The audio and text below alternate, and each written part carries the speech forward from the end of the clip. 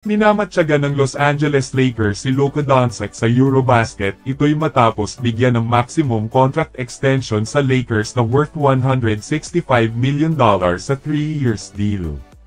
Sa nakikita natin mukhang hindi naman bibigwin ni Luka ang Lakers dahil aminado na porsigido itong sumungkit ng kampyonato.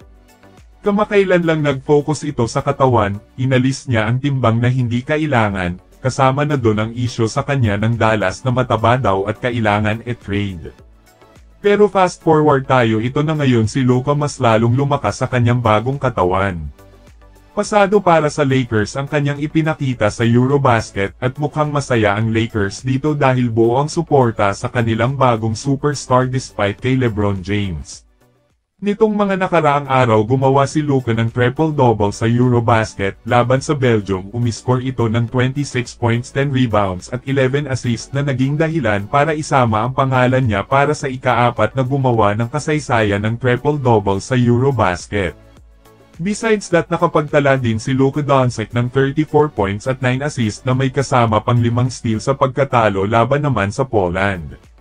Pero kahit natalo, binigyan ng credit ang kanyang ginawa na ang tanging nag-iisa na manlalaro sa Eurobasket ang nakapagtala ng 30+ points, 5+ assists at 5+ steal in single Eurobasket game, at hindi pa nagtatapos dahil laban naman sa France bumaon ito ng 39 points, 8 rebounds at 9 assists na may kasama pang 2 steal, at dahil dyan nakapagtala siya ng quadruple-double na merong 99 points, 22 rebounds at 20 assists at 10 steal in his first 3 games sa Eurobasket.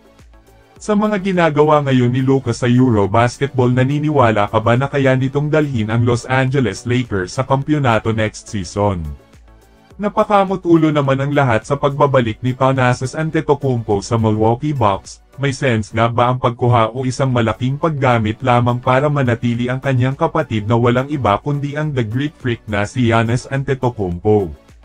Well, nakipag-deal ang Bucks kay Thanasis sa 1-year contract na nagkakahalaga ng $2 million at syempre agad na nagkasundo ang dalawang panig sa deal. Masaya dito si Thanasis sa naging resulta at agad itong nag-post sa kanyang account na tila maghanda na ang lahat para sa kanyang pagbabalik. Hindi naglaro si Thanasis sa nakaraang season dahil sa injury nito, pero ngayon maliwanag pa sa sikat ng araw na handang-handa na itong maglaro ulit sa NBA.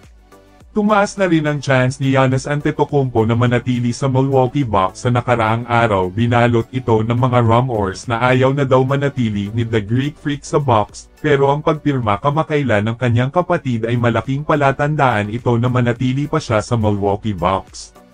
Talaga namang ayaw pakawalan ng Milwaukee itong si Giannis Antetokounmpo dahil literal na ginamitan ito ng pangpalakas. Iba din kasi ang impact ni Giannis Antetokounmpo sa court kapag merong full support sa kanyang kapatid na mas lalong naging hype siya sa bawat laro.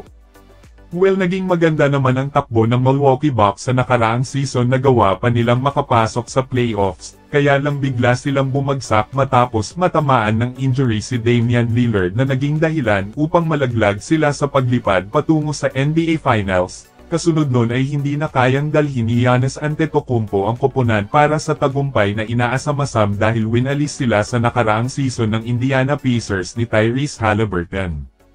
Pero sa ngayon aminado na babawi ito sa paparating na season at nakaka-excite ito para sa Milwaukee Bucks, including si Thanasis Antetokounmpo na magbabalik laro na sa Milwaukee Bucks.